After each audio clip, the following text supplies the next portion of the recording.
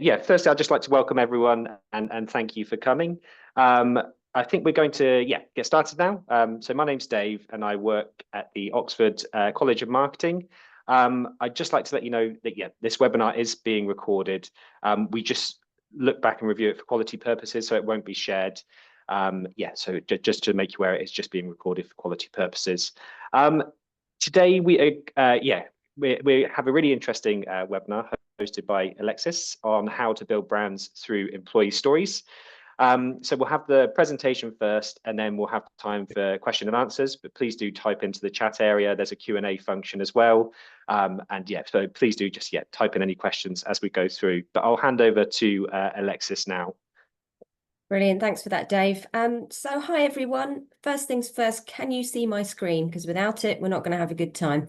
So hopefully everyone can see and the presentation's running smoothly. Let me know if it's not. So let's get cracking. So I'm Alexis Drake. I'm your guest tutor today.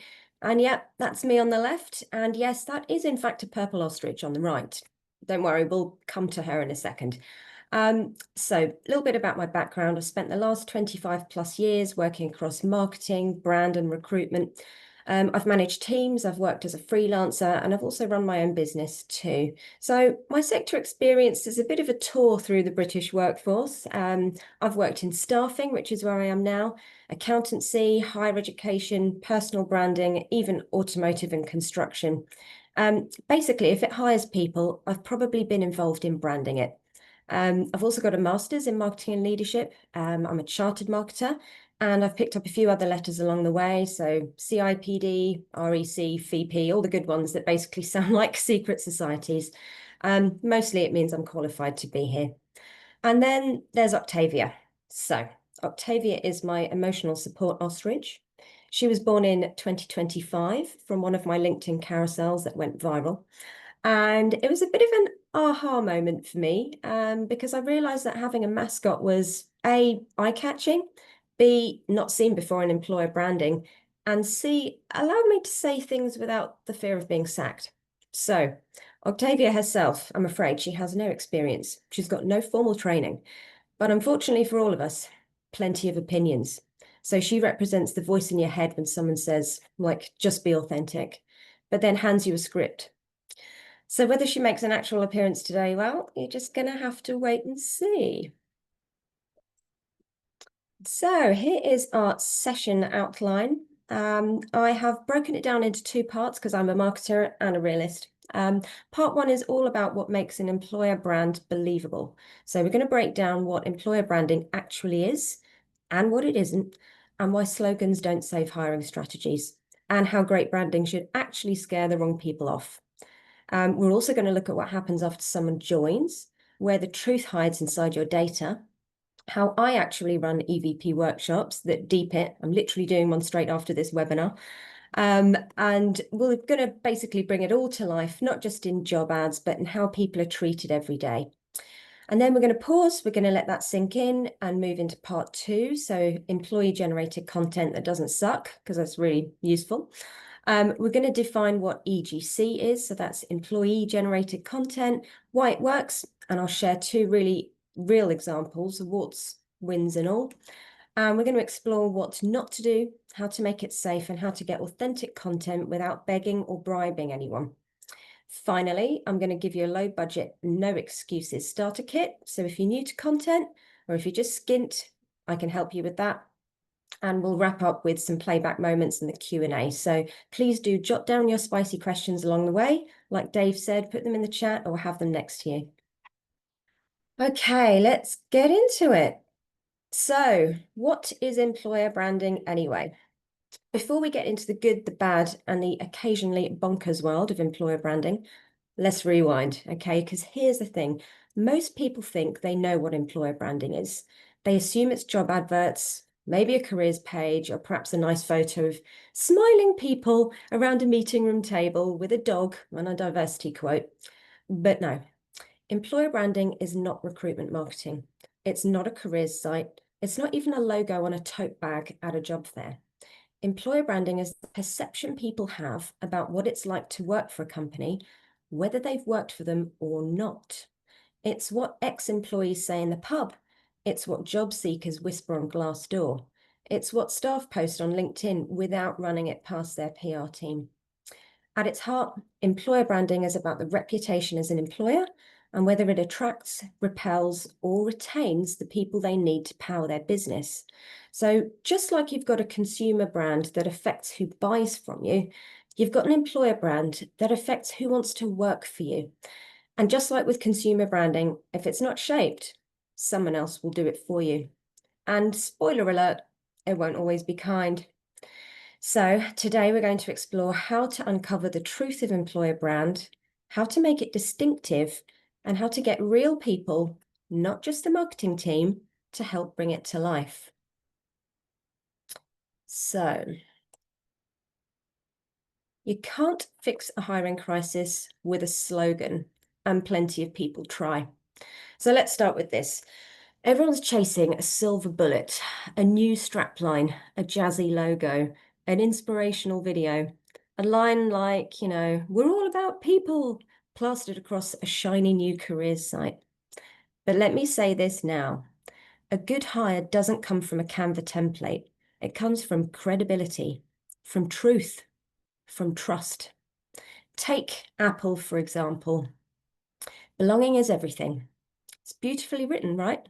Lovely visuals, lots of smiles, lots of colour and bold promises. It looks great, probably sells great. But this LinkedIn post from a former Apple retail worker tells a very different story. And that story, well, a bit like my carousel, it went viral. He writes, I left Apple after 5 years and I feel like I've taken my power back. Oof. He talks about feeling expendable, unsupported, having to beg for mental health support. He was in a flagship store and still treated like a second-class citizen. And this, guys, this is why employer branding matters, not just for attraction, but for reputation. So if your people don't recognize the brand you're putting out into the world, it's not branding. It's not even a value statement. It's a billboard, hence the comment I posted on LinkedIn. Let's see then. I can hear a squawk in the distance. Oh, there she is. I told you she might make an appearance. Right, let's go for Octavia's truth bomb number 1. If your EVP doesn't reflect the lived experience of your people, it's not branding, it's a liability.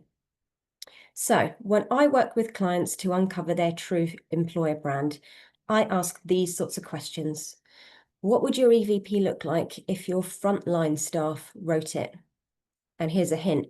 If your EVP would be unrecognizable to the people doing the job, then it's not an EVP, it's a brochure. Here would be another question. What makes people promise believable, not just marketable? And here's a hint. A believable EVP is less, we're amazing, and more, here's what we're really like, and why that works for the right people.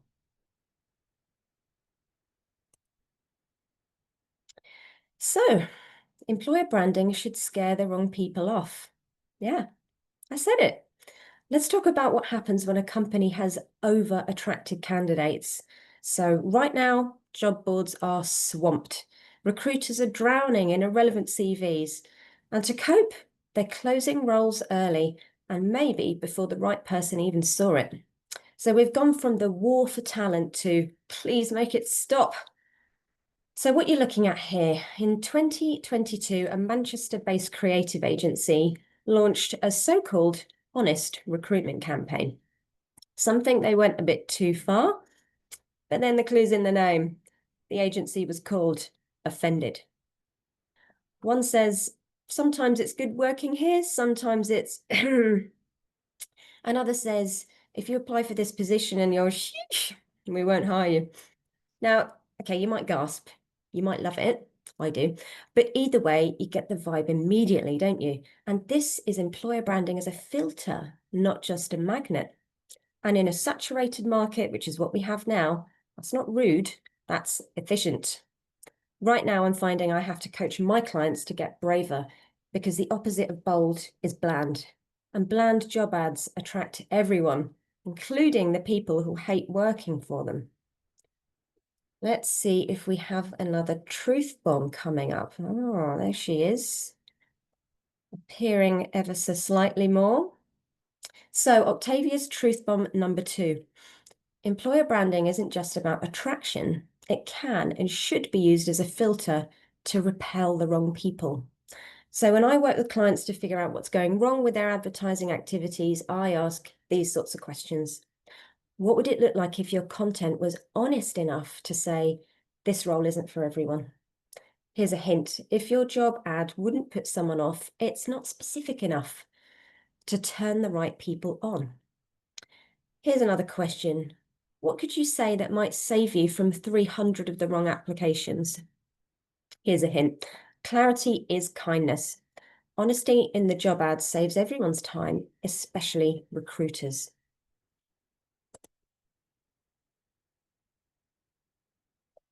Okay, can you see the clear difference here between onboarding and offboarding techniques? It's pretty stark, isn't it? So attraction is just the start. What happens after day 1? Let's get real, okay? A welcome box does not make a culture. Yeah, it's lovely, sure. It's Instagrammable. It's got snacks, stickers, personalized mug, maybe even a branded hoodie if you're lucky. But if day 1 starts with a swag box and ends with a "we forgot to set up your laptop," then something's definitely gone wrong. Most employer branding stops at apply now. But a brand isn't just what people see before they join, it's what they feel after they've arrived. It's in how we introduce them to the messy truth of what the job really involves. It's in whether their manager actually knows their name. It's in whether the company values show up in decisions, not just documents. And then eventually, it's in how we say goodbye, because one day they will leave. And in that moment, your employer brand gets tested hard. Do they get a heartfelt send off or a generic return your ID badge email? Do you learn from the exit interview, or do you bury the feedback in a shared drive and never look back again? We often talk about employer branding like it's a front of house function, but it's actually back of house that defines your reputation. A career site is marketing, a strong culture is proof, and the culture is what people talk about in Glassdoor reviews, in WhatsApp chats, and down the pub. Another truth bomb incoming. Number 3, your on and offboarding, your team dynamics, your line manager culture, that is your employer brand. So when I advise clients on their own practices, I ask these sorts of questions. What moments matter most to your people after they've joined?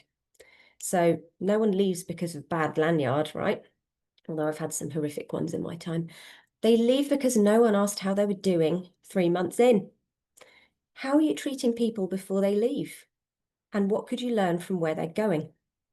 Hint, your ex-employee is still part of your brand, especially if they've got LinkedIn, Glassdoor, and a group chat with your current staff.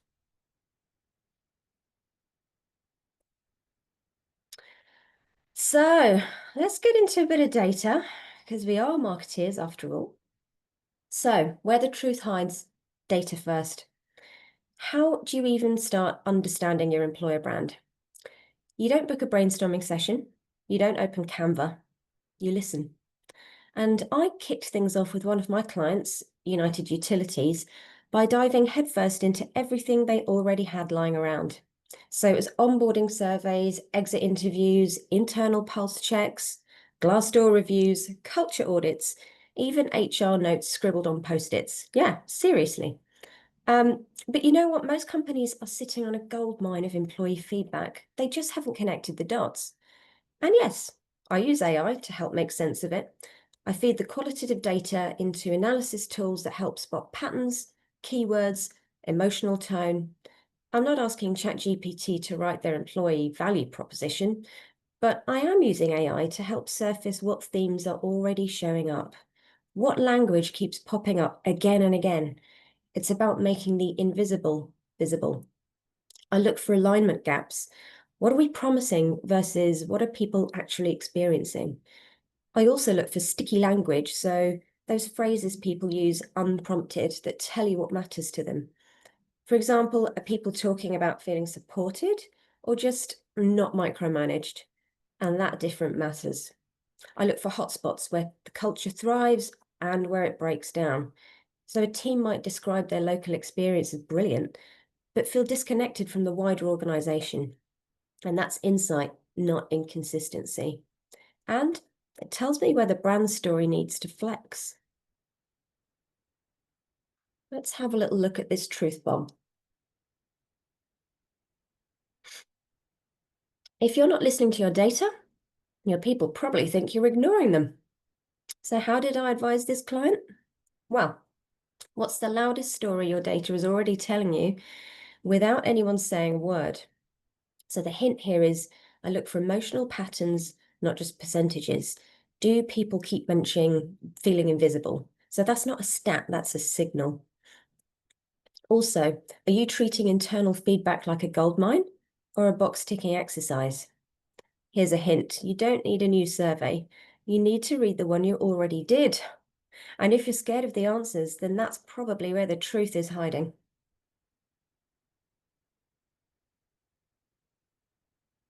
Okay, workshops that go there. I don't know if you can see that, but that is literally me on the left-hand side, and I ran this workshop last week. So once we've got the data, now we ask the humans, and not in a how engaged are you feeling on a scale of 1 to 10 way. I'm talking like real, messy, unfiltered workshops that go beyond the corporate script. And at United Utilities, I ran sessions with the senior leadership team, the people team, and then with the heartbeat of the business.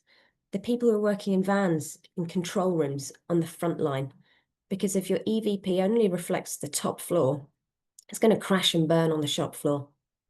So I designed every workshop to surface the stuff that no one says out loud in all hands meetings.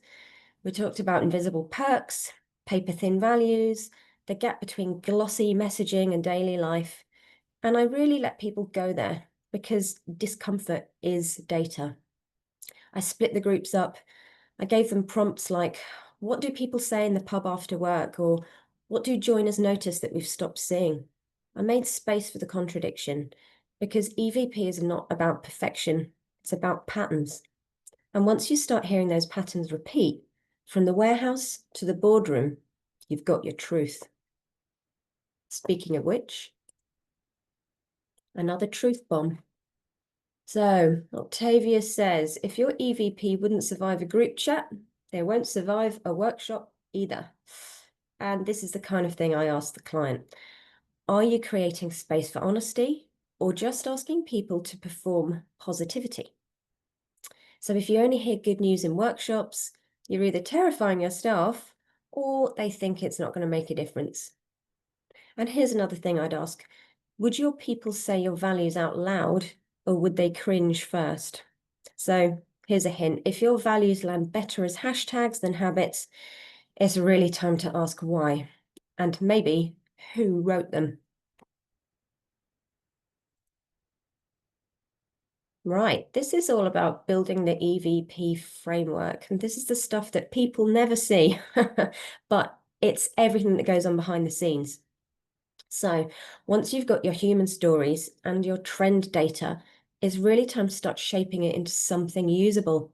And that's where the brand house comes in. So you can kind of see it down there in the middle. For another client, the National Composite Centre, I built a framework with one central proposition at the top. It was literally the so what of their employer brand, but purely from the perspective of their engineers. Now, I did this because they were struggling to compete against the private sector. You've probably not heard of the National Composite Centre. I certainly hadn't before I started working with them. So this was a tricky thing for them to sort out. So I created 4 EVP pillars underneath that, and each of them was backed up with the desk research I did.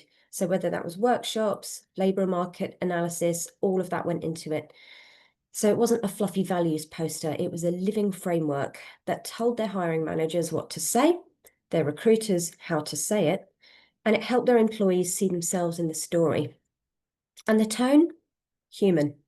If the messaging sounds like it's written by a legal team in a lift, we rip it up. We start again. Your brand voice should feel like the best version of how your people actually speak.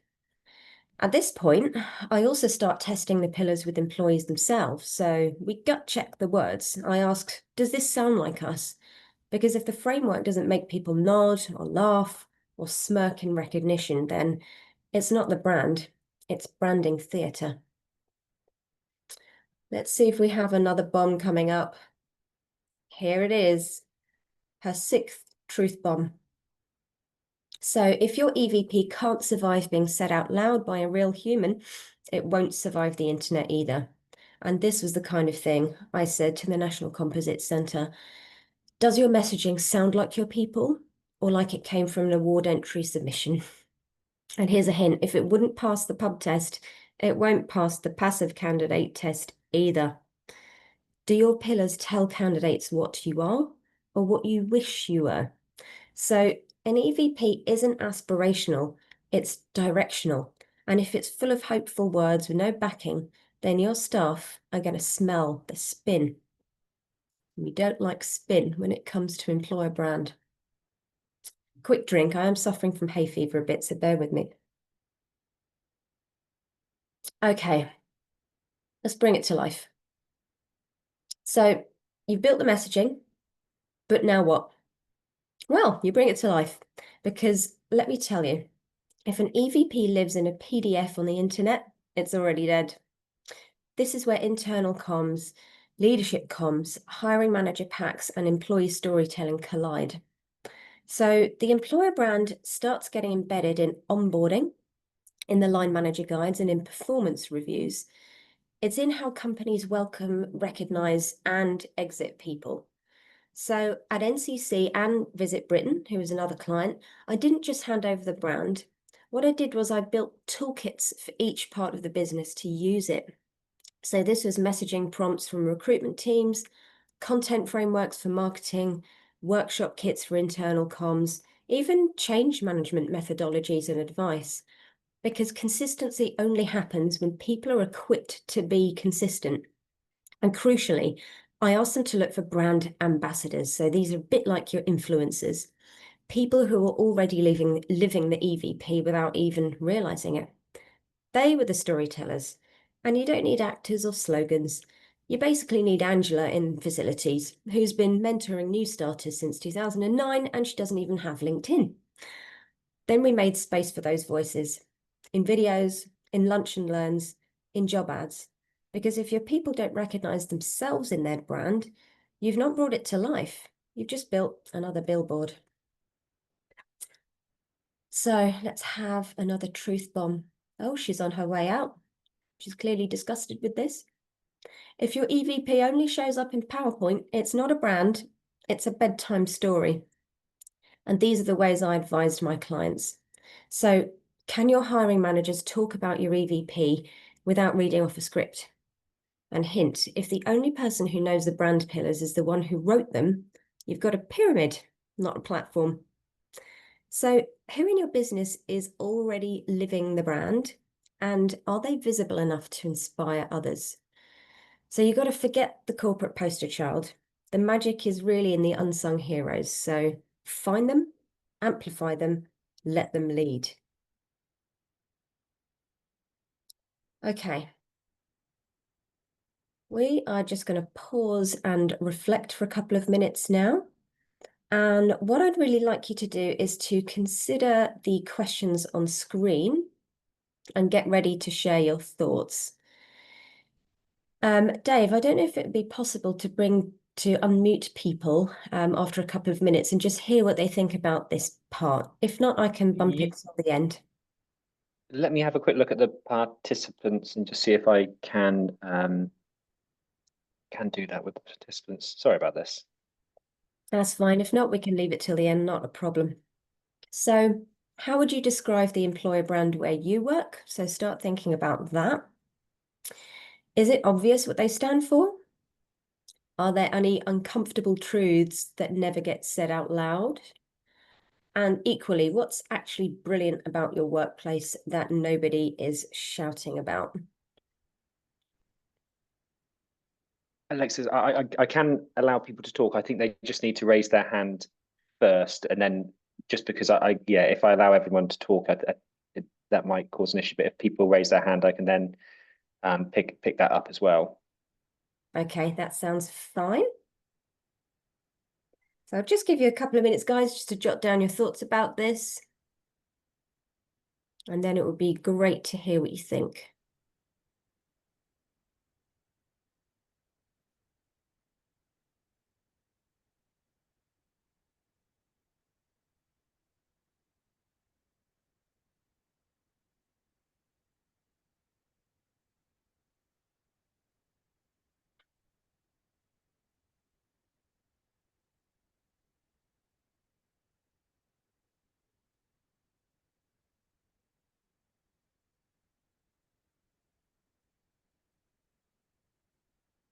Okay, I think we can get going.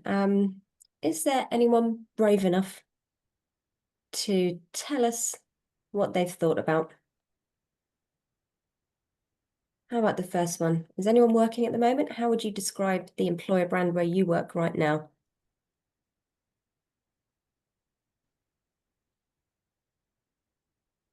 No?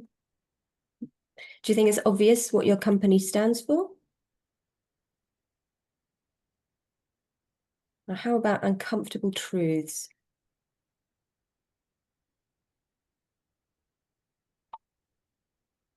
Anyone willing to share what's brilliant about where you work?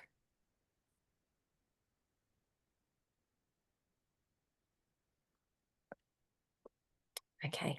Just to check, if people want to raise their hand, it's just in the center of the Zoom screen. There's that function to raise your hand there, and then yeah, I can then allow you to talk as well. That's okay. Maybe we're feeling a bit shy today. Not a problem at all. Okay, so we can move on then. So what is employee-generated content anyway? Let's have a chat about this. So let's break it down from the top. Employee-generated content, or EGC, it's exactly what it says on the tin. So it's videos, photos, posts, blogs. It's even Teams messages created by employees, showing the real human, unfiltered experience of working where they work. So as you can see from some of these, it's a selfie in a stock room. It's a video on TikTok captioned POV, you survived payroll again. I don't think anyone survives payroll, do they? It's a LinkedIn post saying, today marks 2 years at a company that actually backs me. That stuff's gold, by the way. It's not polished. It's not PR, but it is powerful. Why? Because it feels real. So it's storytelling in someone else's tone of voice, not the corporate tone of doom. And it's not just TikTok and Gen Z either, okay? EGC can be a blog post about someone's career journey. It can be a behind-the-scenes snap from a team away day or a candid moment on Instagram stories. If it's created by an employee and it reflects the culture, boom, it's EGC. The magic is you don't control the story, but you can champion it. And when people start sharing their work lives authentically, your employer brand stops being a broadcast and starts becoming a conversation. Let's have a little look and see whether our favourite purple ostrich is going to make an appearance. Oh, there she is. And she's looking incredibly sassy now. So, her truth bomb number 8. If your employer brand only talks about people and never from them, it's not authentic. It's a monologue. So, question, who's doing the talking in your employer content? Your people or your PowerPoint slides? Hint, if you need a brand sign-off process to post someone's lunch photo, you're probably doing it wrong. Here's another question. What would your employer brand look like if you gave your people the mic? Hint, it might look less polished, but it would sound a whole lot more believable. So, why does EGC work? It's about trust, reliability, and influence. It lands harder than anything your comms team can cook up because of 3 reasons. So trust. Research shows people trust employees 3 times more than CEOs when it comes to what a company is really like. Why? Because employees don't have to post. So when they do, it feels honest, even if it's raw. Relatability. Your audience isn't looking for another polished campaign. I think we're all a bit bored of those, aren't we? They're looking for someone like them doing a job they might want. Same hoodie, if they were lucky enough to get one. Same bad lighting, same vibe. Relatable content beats perfect content every time. And influence. So peer-to-peer recommendations are powerful. If one person you respect says, actually, this company's been good to me, it hits harder than any employer brand ad spend. It's basically like influencer marketing, but it's scrappier and it's often free. And that's why brands who tap into their people's voices win, because they stop broadcasting at candidates and start showing up with them.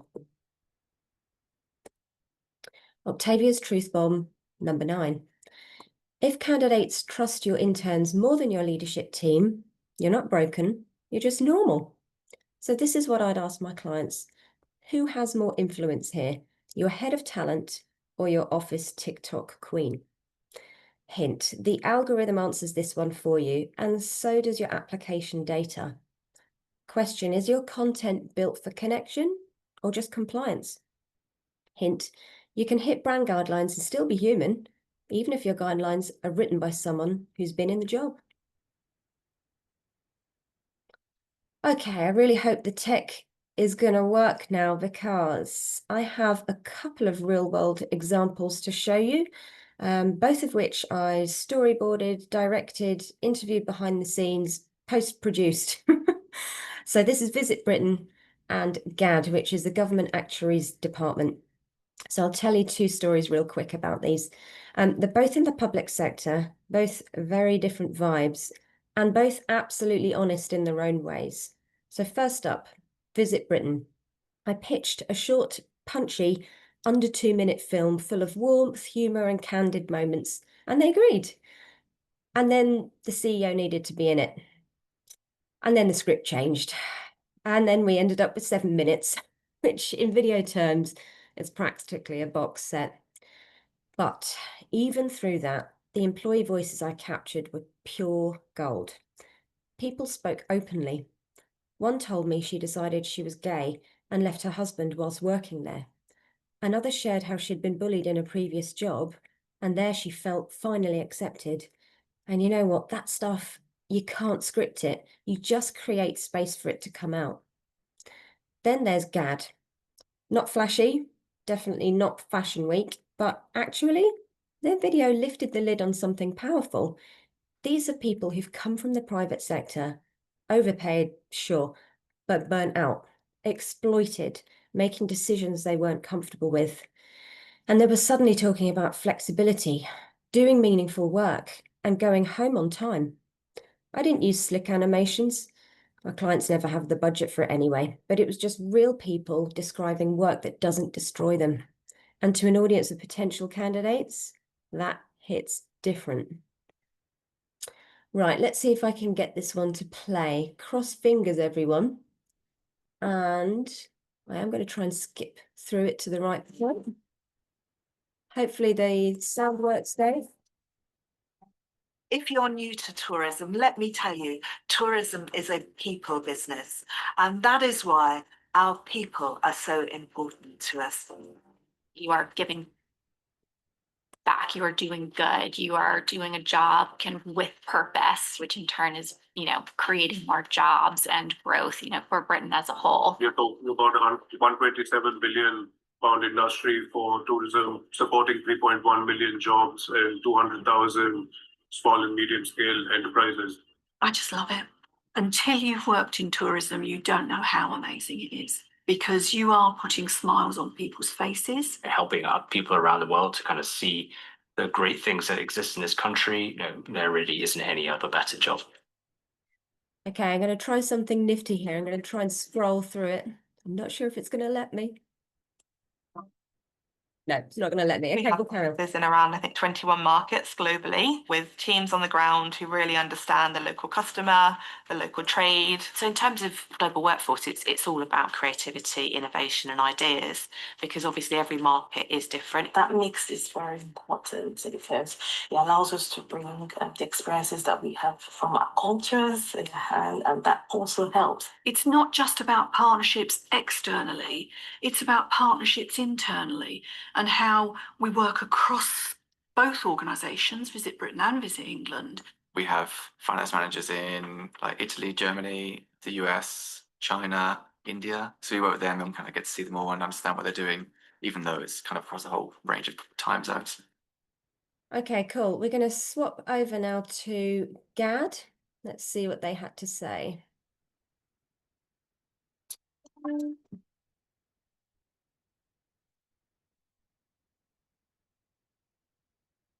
So the work is pretty broad. It's a lot broader than I was expecting when I arrived at CAD. There's also a lot of involvement with a lot of policy advice and a lot of investigation of things that I wasn't even aware that actuaries could get involved in. The best thing about my job, I think, is how client-facing it is. I work very closely with our clients externally, but then also that then involves working kind of internally with a big team of people who kind of support the operation that we're doing. GAD also provides opportunities to go on secondment and work with different departments. I think I've learned so much about how the government works just by being on secondments. I've come back more confident and just ready to take on a new challenge. I think the main area of difference is the breadth of opportunity that you get here.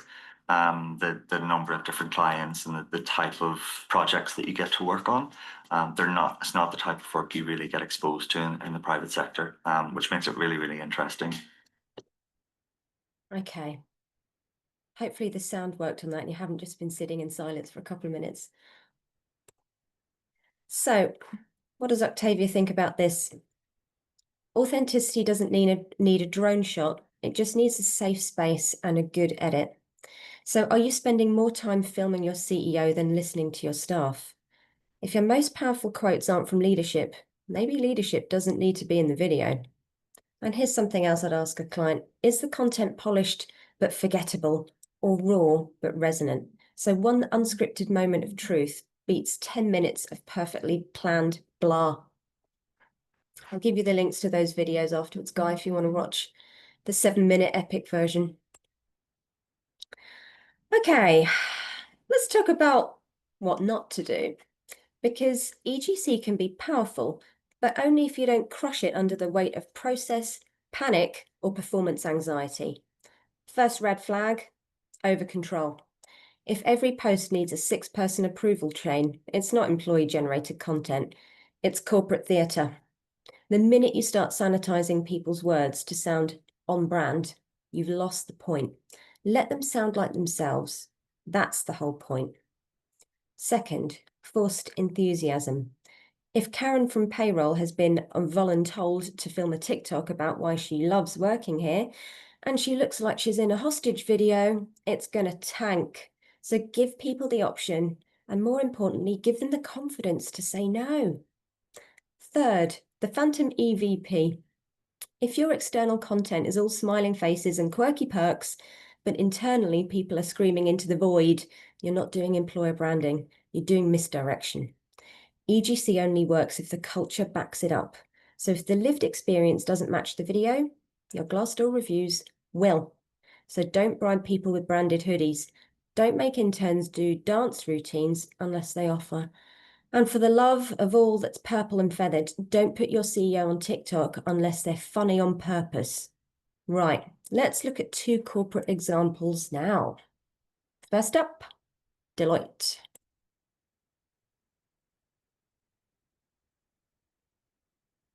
Spinning.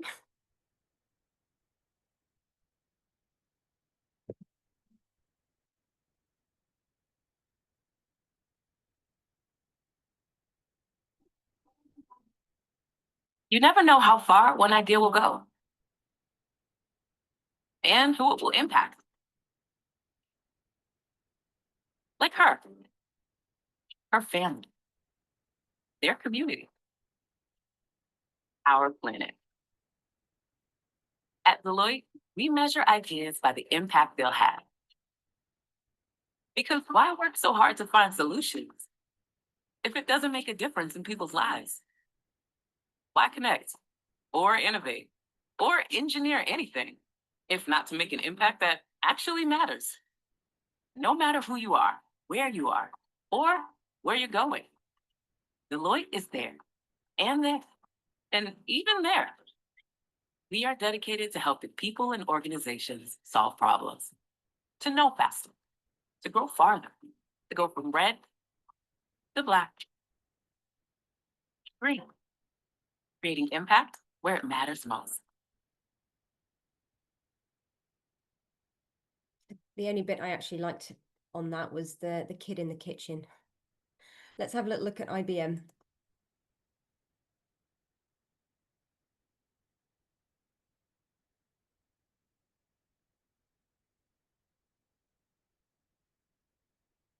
Any minute now.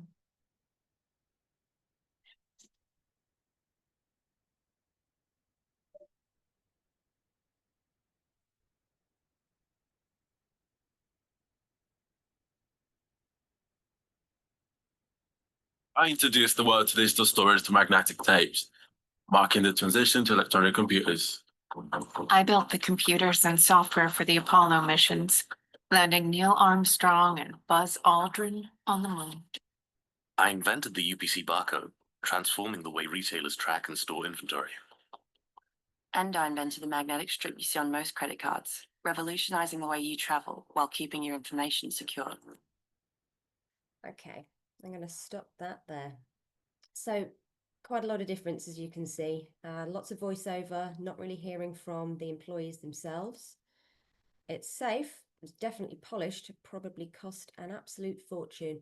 So let's have a look at Octavia's truth bomb number 11. If your EGC looks like an ad, feels like an ad, and smells like HR wrote it, it's probably not content worth watching. So who's really in control of your employee-led content? Is it the employee or the comms team with the red pen? So just for a minute, I'm going to get you to pause and reflect on these set of questions, really just for yourselves to start thinking about it. Which video felt the most believable and why? Were there any moments in the employee stories that stuck with you? What made the corporate examples feel less convincing? And if you had to create a video about your work experience, what would you include?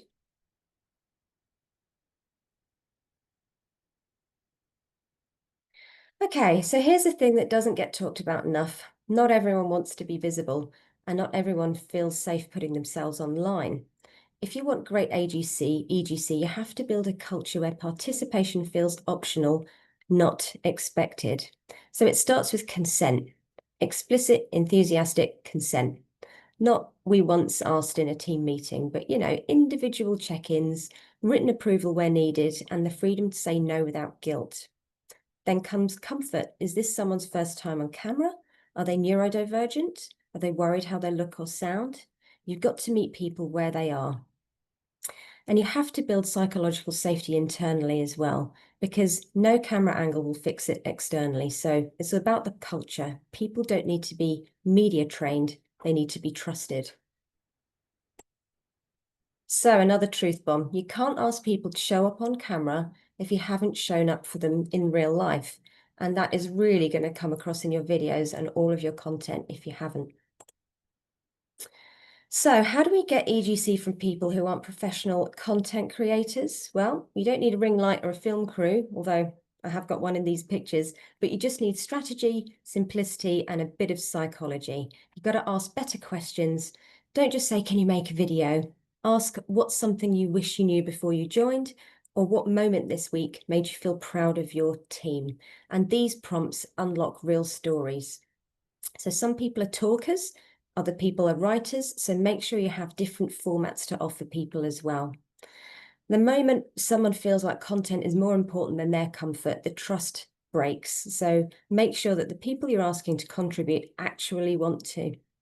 So yeah, the photos of me here of interviewing the Visit Britain team and also the GAD team who did volunteer to be part of that. So if content feels like a chore, your people won't do it and your audience won't believe it. So are you giving people a microphone or a megaphone they didn't ask for? The best EGC is invited, not assigned. So here's your student takeaway. Where to start if you're new to content, to marketing, or just skint? I'm the same. I'm no content expert and I don't have a video team and I've always got zero budget, which is really annoying. But the screen on the picture that's on screen now is of my own Canva account because I do it all myself. So you just got to start small, start with one person, find someone who loves what they do, and then ask them stuff like, why do you stay here? Or flip it, what surprised you most about this place after you joined? And then write it down. Take a photo, make a 20-second Instagram reel with subtitles. That's EGC. And the best way to learn it, just start noticing it everywhere and then document it on your terms, in your tone, with your truth. No filters, no fluff, just real stories, well told. And if you can do that, well, guys, you're already doing the job. So this is her final truth bomb. Great content doesn't come from budget, it comes from belief. So what would you post tomorrow if no one needed to approve it first? I do a lot of that. You'll have to see me on LinkedIn. What's the most honest thing you could share? Or what story do you wish your company told more loudly? And can you start it? So you don't need permission to start showing people what's real.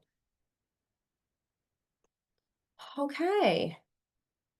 We are on to the Q&A. Does anyone have any burning questions for me?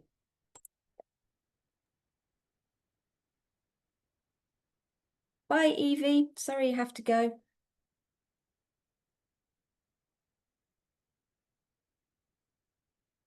I'm going to have a little look in the chat. Any questions from anyone? Now's your chance. I've been there, seen it, done it.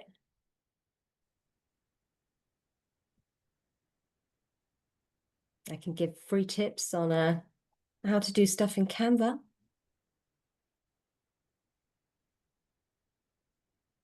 Oh, the room is very quiet. I can.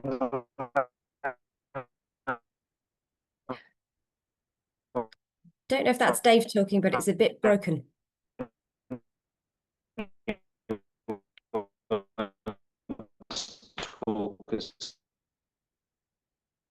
Can you repeat that? Whoever said that? Because I couldn't hear you properly.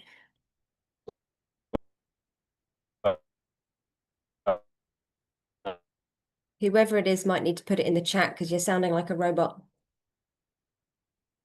I wonder if it's Dave. He's been having internet issues. Quite possibly.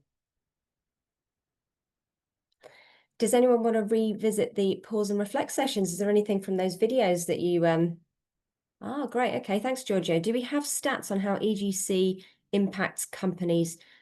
Sadly, I don't have anything off the top of my head, but I could get some back to you for sure. And when you say impact, you mean impact on recruitment or impact on stuff like sentiment, you know, how they're viewed, or impact on PR? So maybe if you could shoot me, you know, a more detailed question, then I can figure that out and get that back to you.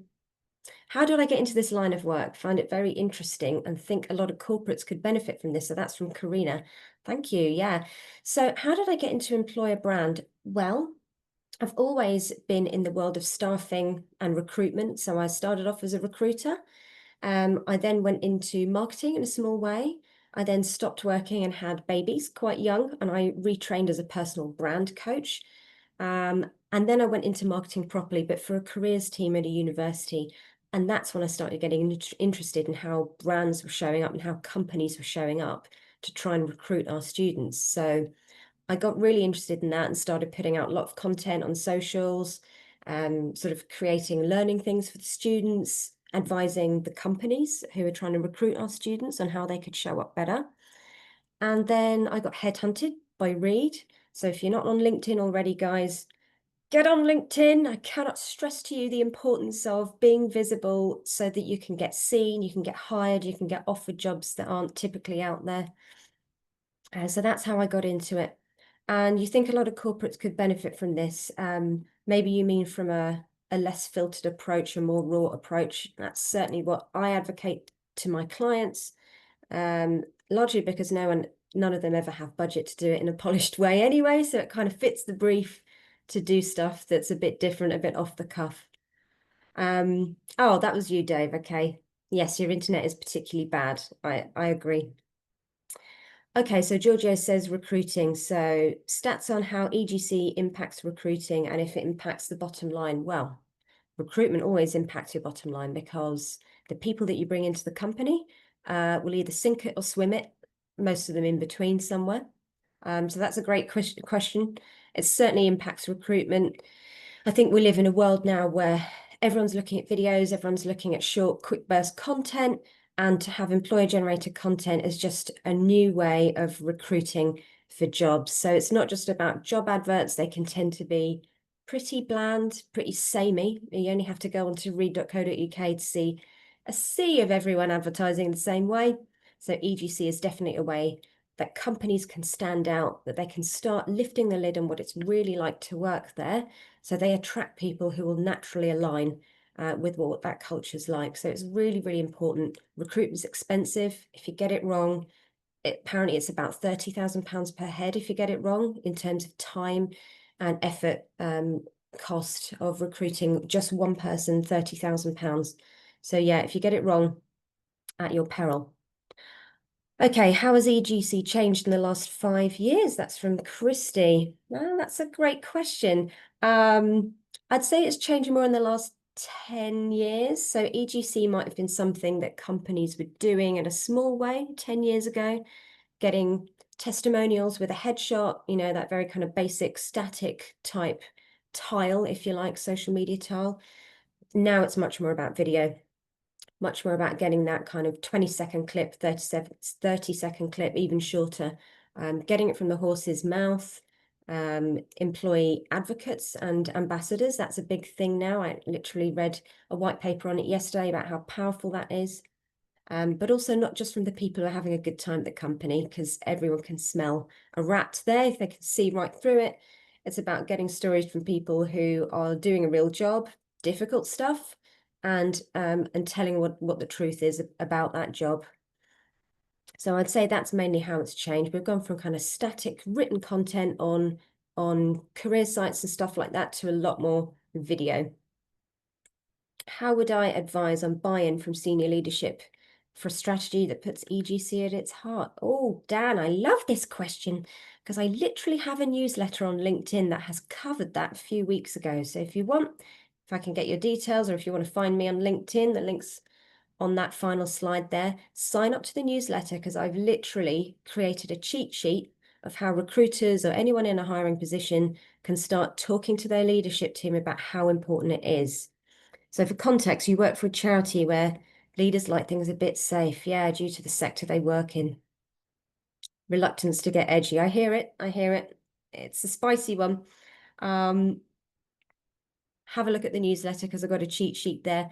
I mean, you could tell them to just look at what other people are doing. So what you could do, Dan, is have a little look, Google it, see who else in the charity space is doing interesting work and use that as your proof point.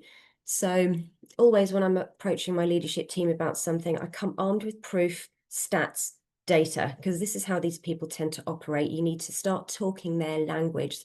So come at them with examples, how it's worked, how it's made things easier to recruit for that charity because they've put themselves out there in a new way, and almost give them the confidence and the courage to say, you know, we could try something like this. And maybe start small. So don't do an entire campaign that's really edgy and, oh my God, Octavia the Ostrich, which I know she's a bit out there, right? I get that. But there's a reason for that. Start small. Say, let's do one job advert in a different way. Let's change the front of our careers site, just the landing page. Or let's put out a Google ad that's a little bit different and A/B test it. See what works, see what doesn't, and then you start getting your proof. Oh, great. You sent me a LinkedIn follow. Great. Please do, everyone. Follow me, see what weird and wonderful things me and Octavia are up to. I'd like to think it's a masterclass in creating a brand because I am literally creating a personal brand right now that I'm hoping is going to cut through the industry. Reed are not very well known for having employer brand. I'm the only one doing it for them. So I've had to come up with something pretty scroll stopping to help put us on the map. If there's any more questions, please do pop in. I can only stay for another couple of minutes because I literally have an EVP workshop to do. This is live and direct from Employer Brand World. Any final questions? I can cover them off. If not, I'll hand back to Dave. Well, this has been fun. I wish I could have seen your faces, all you guys, but nice to have had you join me today. I hope you enjoyed it. Thank you so much, Alexis. That was really, really interesting. Hopefully my sound is a bit better. Yes. Apologies if not. But yeah, thank you so much for that. That was really great. And yeah, we'll follow up with people afterwards as well with a bit more information about the college. But thank you again. That was really, really interesting.